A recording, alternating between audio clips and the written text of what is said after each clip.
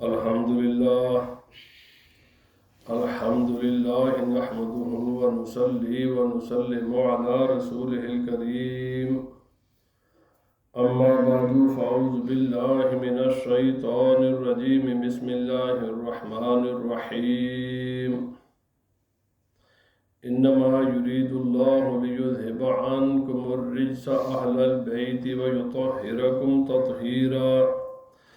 صدق الله العظيم. إن الله وملائكته يصلون على النبي يا أيها الذين آمنوا صلوا عليه وسلموا تسليما. اللهم صل على سيدنا ومولانا محمد وعلى آله وأصحابه سيدنا ومولانا محمد وبارك وسلم عليه. الصلاة والسلام عليك يا سيدي يا رسول الله وعلى آلك وأصحابك يا سيدي يا حبيب الله. اللہ رب العزت جل جلالہ وعظم شانہ ولا الہ غیرہ کی حمد و ثنا اور نبی اکرم رحمت مجسم شفیع معظم رسول حق عالم صلی اللہ علیہ وآلہ وسلم کے دربار در بار گہربار میں ہدیہ درود و سلام عرض کرنے کے بعد قابل صد احترام معزز حاضرین، اللہ رب العزت کا بے حد و بے حساب شکر ہے کہ اس ذات پاک نے ہمیں ایک مرتبہ پھر یہ مقدس مہینہ ماہ محرم الحرام عطا کیا. نئے اسلامی سال کا آغاز ہوا اور آج یہ اس کا پہلا جمعہ ہے. 1445 1445 کا آغاز ہو چکا ہے. یہ اس کا پہلا جمعہ ہے. اللہ تعالیٰ کی بارگاہ میں دعا ہے کہ جو اہل ایمان گزشتہ سال ہمارے ساتھ اسی طرح موجود تھے، چلتے پھرتے تھے، نمازیں پڑھتے تھے جیسے آج ہم ہیں، لیکن ہم سے جدا ہو گئے، اللہ پاک ان کی مغفرت و بخشش فرمائے. اور جو آج زندہ ہیں اللہ پاک انہیں صحت عطا فرمائے، سلامتی عطا فرمائے. انہیں اللہ تعالیٰ مزید ایسے مقدس مہینے، مقدس دن دیکھنے نصیب فرمائے. لیکن اگر کسی کی موت خدا کے علم میں ہے، اس کے مقدر میں ہے، ہم نے دنیا کو آخر گھر تو چھوڑنا ہی ہے ایک نہ ایک دن، تو اگر کسی کے مقدر میں موت ہے تو اللہ تعالیٰ اسے ایمان پر موت نصیب فرمائے. سب سے بڑی دولت انسان کے لیے، سب سے بڑی دولت ایمان کی دولت ہے. اگر انسان ایمان اپنے ساتھ لے کر چلا گیا تو پھر انشاءاللہ العزیز آگے والے سارے مراحل، سارے مرحلے آسان ہیں، پھر کوئی اس کی فکر پرواہ نہیں ہے. لیکن اگر مرتے وقت اللہ تعالیٰ محفوظ فرمائے، انسان اگر خدا نخواستہ علیہ باللہ ایمان سے محروم ہو گیا تو پھر اس کے بعد ابد الاباد تک انسان کے لیے سوائے پریشانی کے، سوائے ذلت و رسوائی کے اور سوائے عذاب کے کچھ بھی نہیں ہے. نجات کا دار و مدار ایمان پر ہے. ایمان ہے تو نجات ہے، ایمان نہیں نجات نہیں.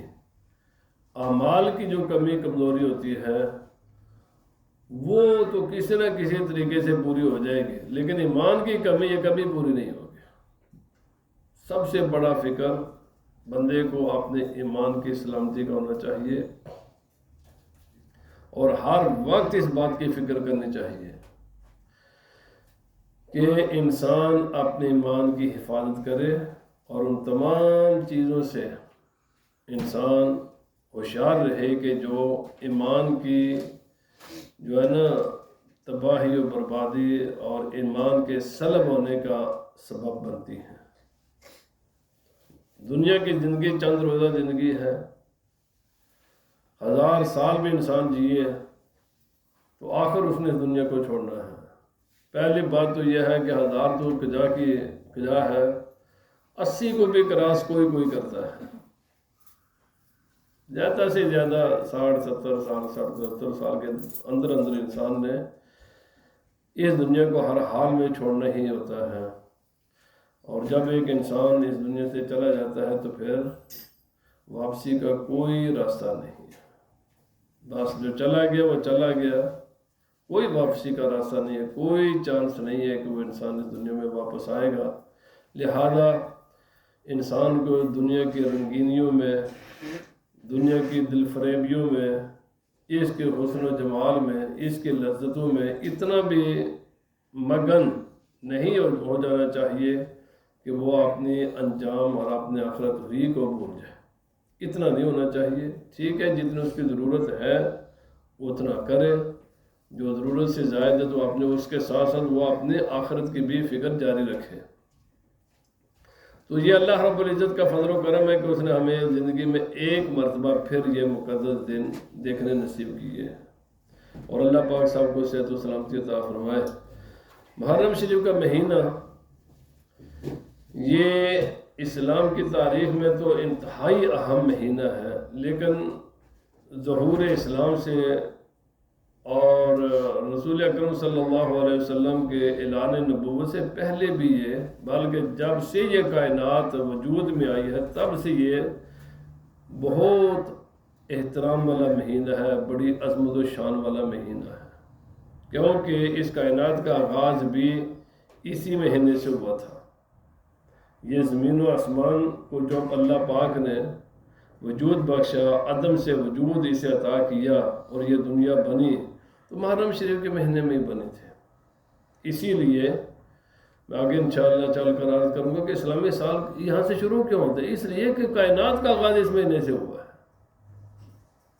یہ کائنات کا آغاز اسی مہینے سے ہوا ہے، اور یہ کائنات اپنے اختتام کو بھی اسی مہینے میں پہنچے گی، یعنی قیامت جب برپا ہوگی، یہ دنیا کا نظام لپیٹ دیا جائے گا، ختم ہو جائے گی، یہ ساری کائنات اپنے اختتام کو پہنچے گی، وہ بھی اسی مہینے میں ہوگا، آغاز بھی اسی مہینے میں اور اختتام بھی اسی مہینے میں، اور خصوصاً بالخصوص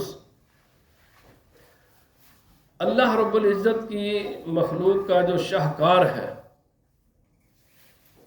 جو ساری اللہ رب العزت کی ہر مخلوق ایک سے ایک بڑھ کر خوبصورت ہے، اللہ تعالیٰ کی ہر چیزیں خوبصورت ہے بنائی ہوئی، لیکن انسان یہ تو سبحان اللہ، یہ تو ساری کائنات کا مقصود ہے، ساری کائنات کا خلاصہ، ساری کائنات کا مغز، ساری کائنات کی روح انسان ہے، اور اللہ تعالیٰ کی آخری مخلوق انسان ہے، اور انسانیت کا آغاز حضرت سیدنا آدم علیہ السلام سے ہوا، اور آدم علیہ السلام کی تخلیق ان کو بھی وجود اسی مہینے میں بخشا گیا تھا۔ حضرت آدم علیہ السلام سے انسانیت کا آغاز ہوا، اسی لیے میں یہاں پر جنونات کرتا چلا جاؤں، رمضان المبارک کے روزے فرض ہونے سے پہلے محرم کی 10ویں کا روزہ فرض تھا، اس کی حکمت یہی تھی، یہ میں انشاءاللہ آگے چل کر مزید اس پر عرض کروں گا۔ اور پھر حضرت آدم علیہ السلام سے انسانیت کا آغاز ہوتا ہے، اور کوئی 3-4 ہزار سال تک یہ انسان اس دنیا میں رہتے ہیں، 3-3.5-4 ہزار سال تقریباً اسی زمین کو آباد کرتے ہیں، لیکن ایک وقت آتا ہے کہ انسان خدا کو بھول جاتا ہے، خدا کا انکار کرنا شروع کر دیتا ہے، جیسے آج کل لوگ، یعنی آپ دیکھیں نا مجموعی صورتحال کیسی ہو چکی ہے، ایسی ہی ہے، بہت ایک بڑی انسانوں کی میجارٹی وہ خدا کو بھولی ہوئی ہے، اسی قسم کے حالات، بلکہ اس سے بھی بدتر حالات ہو گئے تھے حضرت آدم علیہ السلام کے بعد، لیکن بہت ایک لمبا عرصہ تک، کئی ہزار سال تک سب لوگ اہل ایمان تھے، سب لوگ اہل ایمان تھے۔ حضرت ادریس علیہ السلام کے زمانے میں لوگوں نے نماز میں سستی شروع کر دیا اور خواہشات کے پیچھے پڑ گئے.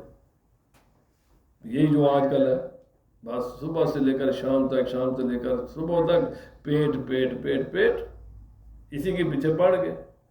نماز سے زیادہ کاروبار کی پرواہ ہونے لگے، نماز سے زیادہ کھانے پینے کی پرواہ ہونے لگے.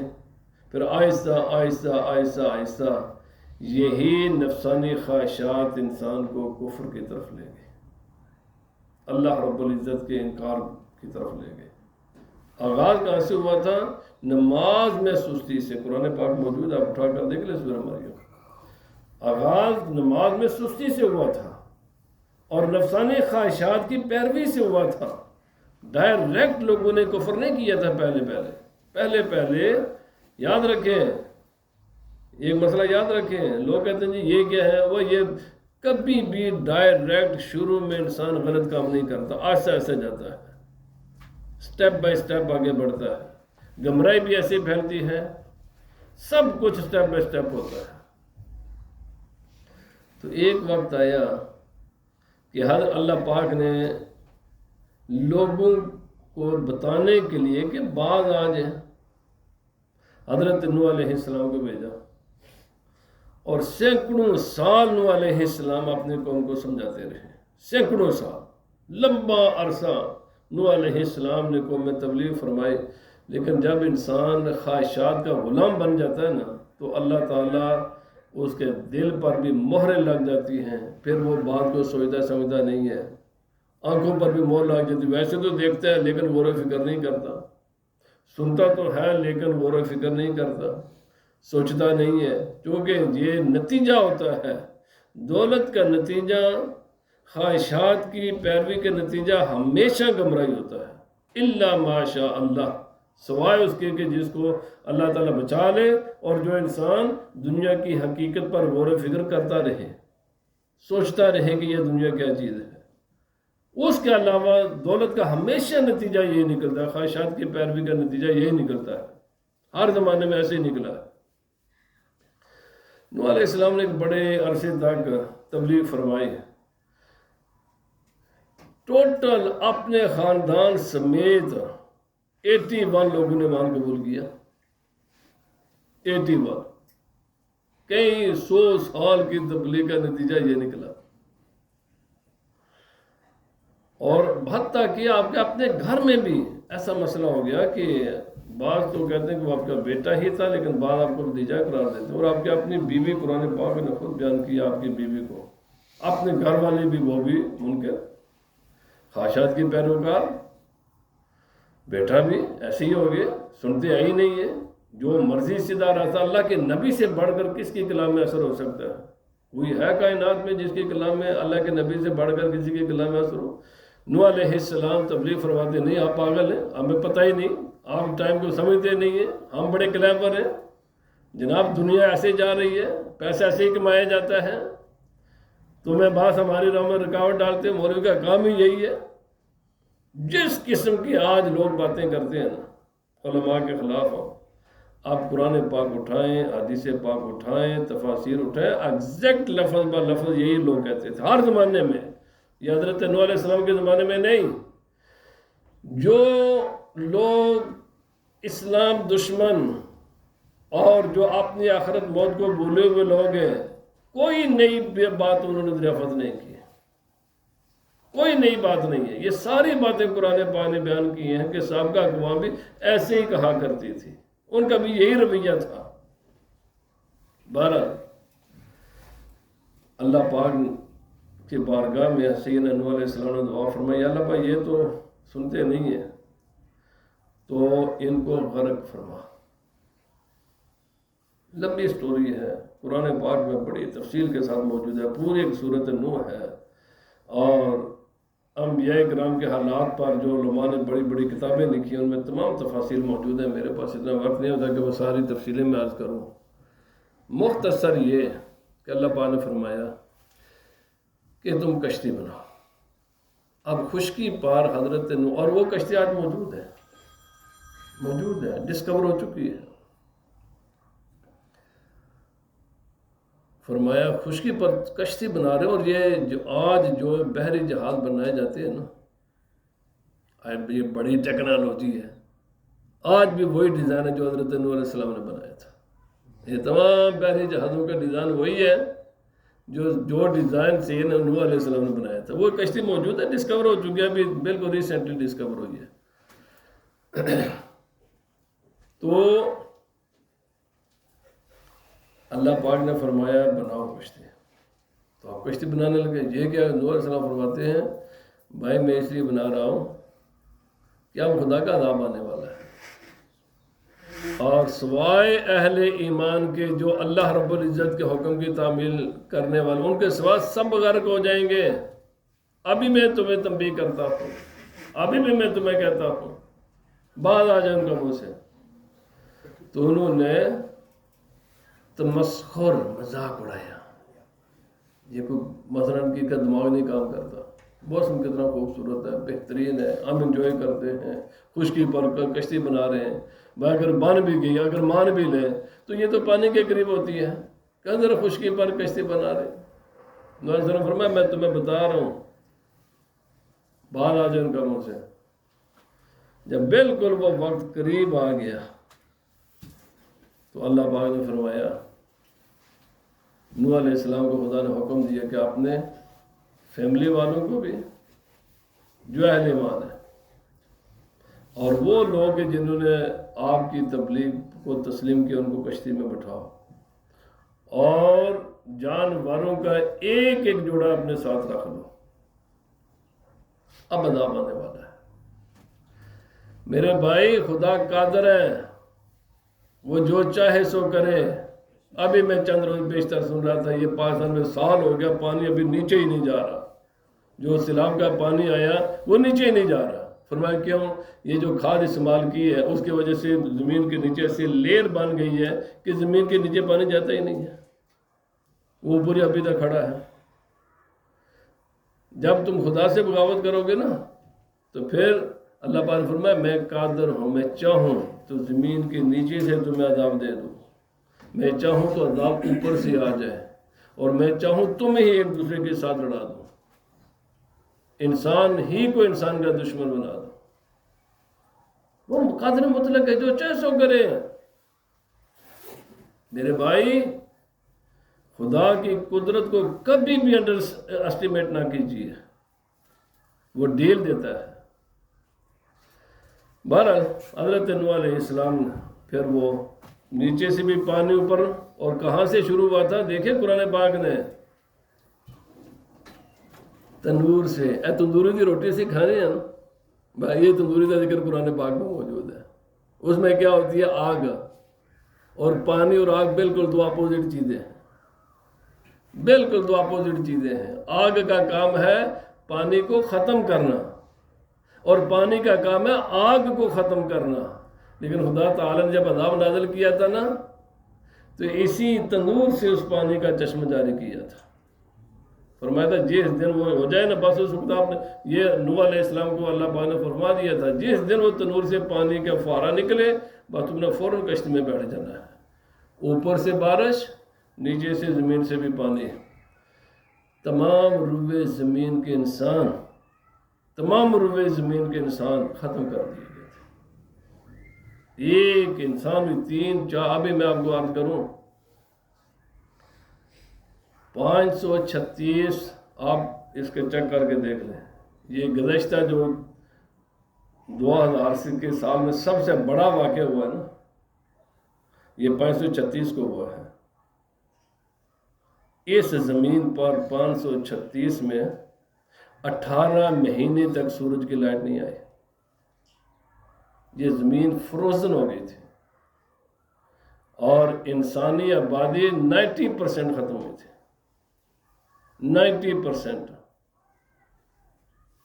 10% باقی بچی تھی. 18 مہینے تک جب سورج ہی زمین پر نہیں پڑا، یہ زمین نے تو منجمد ہونا تھا. بس وہ چند لوگ بچ گئے. اور یہ نبی پاک صلی اللہ علیہ وسلم کی ولادت کے سال تک، 35 سال تک یہ آہستہ آہستہ آہستہ آہستہ بیک ٹو نارمل ہوا تھا یہ دنیا کا نظام. ظاہر بات ہے یہ آج جو 8 ارب آبادی ہے نا، تو اس میں 10% تو نکال لو نا جو نبی پاک صلی اللہ علیہ وسلم کے زمانے کے لوگ تھے، باقی آبادی تو ختم ہو گئی تھی، ٹوٹل ختم ہو گئی تھی، یہ چرند پرندے ختم ہو گئے، بہت تھوڑے سے رہ گئے تھے۔ 536 میں آپ کو ہنٹس دے رہا ہوں، ذرا دیکھیں اس کے بارے میں کیا واقعہ ہوا تھا اس دنیا میں۔ 536 کو 90% دنیا کی آبادی ختم ہوئی تھی اس میں، 90%، 10% انسان بچے تھے۔ اب یہ تقریباً 1500 سال لگا لیں، 1500 سال میں آبادی کہاں سے کہاں پہنچی ہے؟ 8 ارب سے زائد ہو گئی ہے، 8 ارب سے زائد ہے اس وقت جو انسانی آبادی ہے۔ تو اندازہ لگائے نا کہ حضرت آدم علیہ السلام اور حضرت نوح علیہ السلام کے درمیان تقریباً 3 ساڑھے 3 4 ہزار سال کا وقفہ ہے۔ کتنی انسانی آبادی ہوگی اس زمین پر؟ کوئی انسان اندازہ کر سکتا ہے؟ اگر یہ 1500 سال میں یہ 8 ارب انسانی آبادی چلی گئی ہے، اور ابھی آپ دیکھیں جب پاکستان وجود میں آیا 1947 کو، پاکستان کی آبادی کیا تھی؟ ٹوٹل غالباً 8 کروڑ، 8 کروڑ آبادی تھی۔ اس وقت بنگلہ دیش پاکستان دونوں کی ملا کر یہ کوئی 50 کروڑ کے قریب چلی گئی ہے۔ کتنے سالوں میں؟ 75 سالوں میں۔ تو آپ اندازہ لگائیں کہ نوح علیہ السلام کے عذاب کے وقت کتنے انسان اس زمین پر آباد ہوں گے؟ 3-4 ہزار سال انسان گرو ہوتے ہوتے کتنی یہ زمین پاپولیٹڈ ہوگی؟ ما سوائے 81 انسانوں کے تمام روئے زمین انسان خدا نے گھر کر دیا۔ اب جو 81 لوگ تھے وہ اہل ایمان تھے، اہل ایمان کے علاوہ تمام ختم ہو گئے تھے۔ اب یہی 10 محرم ہے جس روز نوح علیہ السلام کی کشتی کو 6 مہینے کے بعد زمین پر آئے۔ اللہ پاک نے اہل ایمان کو، نوح علیہ السلام کو نجات بخشی۔ جو میں کہنا چاہتا ہوں وہ یہ نقطہ بتانا چاہتا تھا، ان 81 میں سے کسی کی اولاد نہیں ہوئی، ماں سوائے نوح علیہ السلام کے 3 بیٹوں کے۔ نوح علیہ السلام کے 3 بیٹوں کے ساری ہم اولاد ہیں۔ یہ 5000 سال، اور اس میں 5000 سال میں پھر یہ 1500 سال میں جب انسانی آبادی بالکل 90% ختم ہو گئی، 10% بچی، آج ہم اتنے ہیں۔ تو میرے بھائی یاد رکھیں، اللہ رب العزت انسان کو مہلت دیتا ہے ایک لمبے عرصے تک۔ اللہ تعالیٰ کہتا بندے سنبھل جا سنبھل جا سنبھل جا، جب نہیں نہ سنبھلتا تو وہ قادر مطلق ہے، جو چاہے سو کرے۔ ذرا پڑھیں تاریخ، پڑھیں قرآن پاک کو، پڑھیں تفاسیر، دیکھیں کب کیا کیا ہوا ہے انسانوں کے ساتھ۔ ہم کوئی نرالے ہیں؟ نوح علیہ السلام کی قوم ساری کی ساری غرق ہو گئی، ایون جو اہل ایمان تھے ان کے باقی نسلیں نہیں چلی، نسل صرف حضرت نوح علیہ السلام کے 3 بیٹوں کا۔ سب جتنے بھی آج روئے زمین پر انسان ہیں نا، یہ سب حضرت نوح علیہ السلام کے 3 بیٹوں کی اولادیں ہیں۔ تو پھر اس کے بعد ابھی میں نے جو واقعہ بیان کیا یہ بھی اس محرم شریف میں ہوتا ہے۔ اسی طرح حضرت موسیٰ علیہ السلام کے زمانے میں پھر یہ ظلم کا بازار گرم ہوا، اور موسیٰ علیہ السلام نے بہت سمجھایا فرعون کو، بہت سمجھایا۔ قرآن پاک میں بڑے واقعات ہیں، تفصیل کے ساتھ واقعات ہیں۔ پھر اس سے پہلے حضرت ابراہیم علیہ السلام، ابراہیم علیہ السلام کو جو آگ میں نمرود نے ڈالا، اللہ تعالیٰ نے حضرت نمرود علیہ السلام، حضرت ابراہیم علیہ السلام پر اس آگ کو گلو گزار کیا، وہ بھی یہی محرم کا مہینہ تھا۔ بڑے بڑے واقعات ہوئے اس میں محرم شریف میں۔ اسی طرح نوح علیہ السلام کو جو اور آپ کے ساتھیوں کو، اہل ایمان کو نجات ملی، وہ بھی یہ محرم کا مہینہ تھا۔ اسی لیے یہودی آج بھی اس کو بطور عید مناتے ہیں۔ اور جب مدینہ منورہ میں رسول خدا صلی اللہ علیہ وسلم تشریف لائے تو اہل یہود روزہ رکھا کرتے تھے۔ نبی پاک صلی اللہ علیہ وسلم فرمایا کیوں روزہ رکھتے؟ انہوں نے کہا یہ ہمارے لیے بڑا حمد ہے کہ اللہ تعالیٰ نے ہمیں اور ہماری قوم کو اور موسیٰ علیہ السلام کو فرعون کے ظلم سے نجات بخشی۔ فرمایا ہم اس بات کے زیادہ حقدار ہیں کہ ہم موسیٰ علیہ السلام کے پر جو اللہ پاک نے نعمت یہ کی ہے تو ہم اس کا شکر ادا کریں. تو فرمایا ہم تم روزہ رکھتے ہو ایک، ہم رکھیں گے 2. لیکن اس سے پہلے آئندہ سال سے نبی پاک صلی اللہ علیہ وسلم کا وصال مبارک ہو گیا بہرحال، تو اس لیے روزہ فرض ہے پہلے. تو محرم شریف کا انتہائی اہم مہینہ ہے. اور پھر جو اسلام کی تاریخ میں واقع ہوا اس نے تو مسلمانوں کا ذہن ہی بدل کر رکھ دیا. وہ ہے اس خدا کی دھرتی پر عبدالآباد تک اللہ کے نبی کا نواسہ ایک ہی تھا، پر قیامت تک نہیں، عبدالآباد تک پھر کوئی اللہ کا نبی کا نواسہ ایسا نہیں ہوگا جن کو شہید کیا گیا. ایک معمولی جرم تھا، اور جس طریقے سے شہید کیا گیا، اہل بیت اطہار کے دن 3 چھوٹے چھوٹے بچوں کو بھی بے دردی کے ساتھ شہید کیا گیا. میرے بھائی یہ تاریخ انسانیت کا اتنا بڑا واقعہ ہے، اتنا بڑا واقعہ کہ جس نے وہ سب کا تمام واقعات پیچھے دھکیل دیے. آپ اہل ایمان کسی بھی مومن کو پوچھو کہ بھائی محرم شریف، تو فوراً واقعہ کربلا بیان کریں گے. حالانکہ میں نے کتنے واقعات کو، یہ سارے جناب محرم شریف ہی میں واقع ہوئے. تو اللہ پاک ہمیں ان باتوں کو سمجھنے کی توفیق عطا فرمائے. یہ محرم کا مہینہ ہے، اس کا احترام کریں، قرآن پاک پڑھیں، اور خود بھی اور اپنی اولادوں کو بھی دین کو سمجھیں، سمجھائیں، اس پر عمل کریں، اولادوں کو عمل کرنے کی تلقین کریں. اللہ رب العزت جو چاہے تو نوح علیہ السلام کی قوم کو صفحہ ہستی سے مٹا دے. اور 3 اسی لیے انہیں آدم ثانی کہا جاتا ہے. اور چاہے یہ دوبارہ انسانیت ہے نا، یہ نبی پاک صلی اللہ علیہ وسلم کی ولادت کا صدقہ ہے. اٹھائیں، جس سال نبی پاک صلی اللہ علیہ وسلم کی ولادت ہوئی تھی نا، اس سال خدا تعالیٰ نے انسانیت سے عذاب کو اٹھایا تھا. اسی لیے اس سال کو دنیا والے کہتے ہیں خوشحالی کا سال. یہ کوئی 35 سال تک ایسے ہی صورت آ رہی تھی، لیکن 18 مہینے تو پوری دنیا منجمد ہوئی. لیکن اس کے بعد آہستہ آہستہ آہستہ آہستہ یہ آسمان سے بادل اور یہ چیزیں پیچھے ہٹنا شروع ہو گئیں.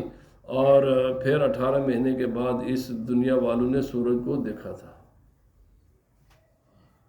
آپ اٹھائیں تاریخ دیکھیں. تو جو خدا اتنے انسان جری نہ ہو جائے خدا تعالیٰ پر کہ کچھ بھی نہیں ہوگا. وہ رحمان الرحیم ہے، وہ ڈیل دیتا ہے، مگر وہ جبار و قہار بھی ہے. اس کا معنی یہ بھی نہیں ہے کہ کچھ نہیں ہوگا، بہت کچھ ہو جاتا ہے. اللہ پاک ہمیں عمل کی توفیق عطا فرمائے. حضرات مہربانی فرمائے، اذان پڑھیں جی، اور باقی احباب جب اذان مکمل ہو جائے تو پہلے صفحے درست فرمائیں.